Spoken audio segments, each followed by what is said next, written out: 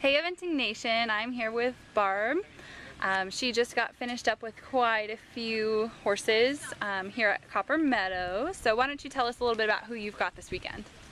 Okay, I have my two advanced horses, Everready and Over Easy. And Everready came out to have a little spin before we head off to the AECs. He hasn't really been out since about May, and so I knew that if we went to the AECs, he could either be really good or be really obnoxious. So we decided kind of at the last minute to bring him out here. Test it out. Yeah, and let him, figure if he wants to be obnoxious, let him do it here instead of in Texas. So he's here, and then Over Easy, who's pretty green. This is her 4th advanced, and so she's out here still trying to get to be good at advanced. And she's quite good, isn't she? She's kicking it. She's pretty awesome. She continues to impress me. You know, she's such a youngster, and because she's leading the division after cross country, isn't she? She is barely, but she's doing it, and so we'll enjoy it for the night. We'll see if we can keep it, but absolutely, one step at a time. Yeah, exactly. So yeah, so she's so young but so smart. It's like every time she goes out, she is more confident, and it's easier and easier for her, and she just canters around the course like it's nothing. It's just effortless for her. Excellent. It's really fun. How long have you had her? Has she been with you? We bred her, so I've had her since she was born. Fabulous. Same with Everready. Nice homebred. Yeah, and yeah, three of the horses that I'm riding, 3 of the 4 that I'm riding this weekend are homebreds, and then one is not technically a homebred because she wasn't born on my place, but I bred her with a friend, Rita Haas, who breeds Trakiners up in Montana. Okay. And so we bred her together, and she's going preliminary this weekend, and she's like a little Ferrari. Oh, she's nice. So much fun. Very good. So you're going to be taking Everready to AECs. Anyone else going with you? Yeah, Everready and Over Easy and the preliminary horse, Lickety Split. Those 3 will be going to the AECs. Very good. So yeah, so it'll be a fun weekend. And how are the courses out here? How do they differ from other courses? It's on a small piece of property, so it can be, while they have some nice long gallops, it's also quite windy. There's a lot of jump and then a turn, and so it's really hard to make time. Mm-hmm. At least at the prelim and above, it's pretty hard to make time.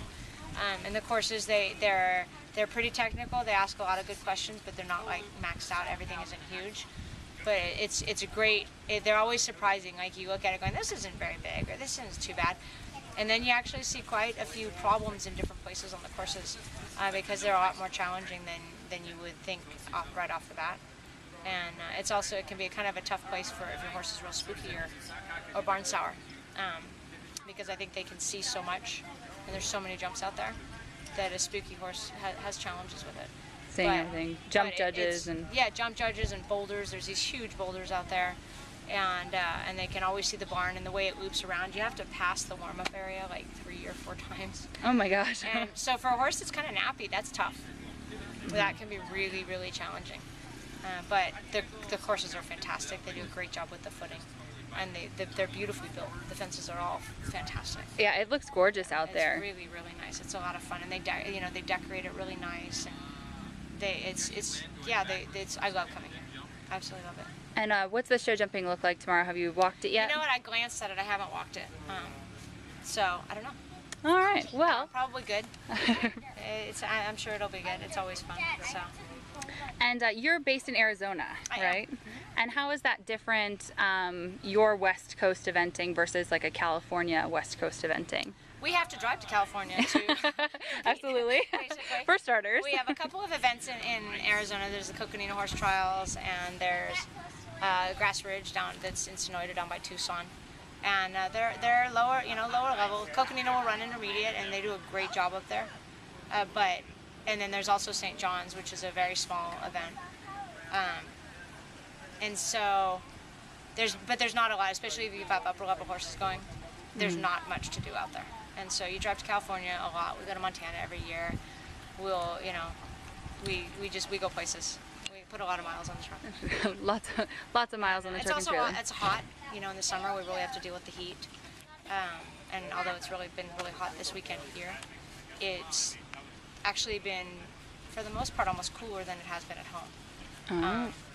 The difference is there's not a lot of shade. There's not a place to get shade out here. Right. But you know, it is different. We have different things that we have to deal with. Because what's your average like hour to get to an event? How many hours do you spend on the road on average between your spring, summer? There's Copper Meadows and then Galway Downs that are in Southern California, and those are the closer ones that are about 7 hours. And then we go up to Twin Rivers and Paso Robles, and that's about 12 hours. We'll go up to Woodside, which is just under 14 hours. Oh my goodness. And you know, I typically do each of those shows, a couple times a year. Wow. So yeah, the ones that are short are when we stay in Arizona, and those are 3 hours away. And what about like turnout and fields and that type of stuff in Arizona? Are there any challenges that way? Yeah, there is a lot of challenges. When land is quite expensive, and obviously we live in a desert, so to get grass is not easy. At our place, all of the horses do get quite a bit of turnout. We don't have 20-acre pastures like you're going to get in Pennsylvania, but they're all turned out either all day or all night, and we have a few of our turnouts or our paddocks that are irrigated, and we grow a little bit of grass on it. Nothing that they're really going to get any nourishment on, but at least they feel like horses, and it looks pretty. Oh, good. But no, they're not huge. I mean, our whole place is on 10 acres, and and we've got five turnouts on that, in addition to the barns and the arenas and stuff.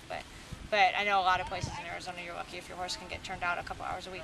Right, absolutely. They don't do much that way. Yeah, and that's the same in California though as well, especially in Southern California, because land is pretty scarce.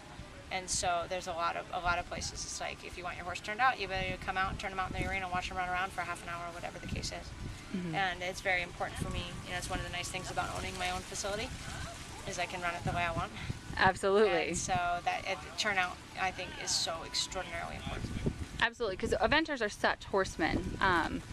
So we always like to be with that aspect of everything. Mm-hmm. And what about your conditioning in Arizona? How does that differ from kind of other areas? I've only done it in Arizona. I've been living out in Arizona as long as I've been eventing, almost. Fabulous. Yeah, and so I'm very lucky that our farm borders a county park, a 25 square mile county park. Oh, that's and excellent. All of the footing is basically sand, and so it's really quite good. There's very few rocks out there. Other parts of Arizona are very rocky. Even 15 miles away, it's so rocky people can't even go out on hacks. But where we are, it's on a gradual hill, and so I go out into the park and I do all my conditioning up and down this hill. Oh, fabulous! And like I said, it's that sounds ideal, actually. It's fantastic. I've gotten everybody fit to go to Rolex there, and that's where I do all my conditioning. So fabulous. So you're headed to AECs next. Anything after that for the rest of the fall or into the spring? Yeah, we'll be going to Galway Downs in November, and Lickety Split will be doing the 1-star, and I'm thinking Overease is probably going to do the 3-star. Oh, good. Yeah, which will be good. Everybody's not going to, but those two will be doing that. And then I've got a bunch of students. I've got a few students doing the 1/2-star there, and a bunch of horses going to the horse trials. They pretty much run so much stuff there. Good. You can bring the whole gang out. You can pretty much bring the whole barn out, and somebody's got something to do. Good. So that'll be great. Yeah. Wonderful. Well, thank you so much for chatting with us. We really do appreciate catching up with you, and we'll see you at Galway. Thank you so much.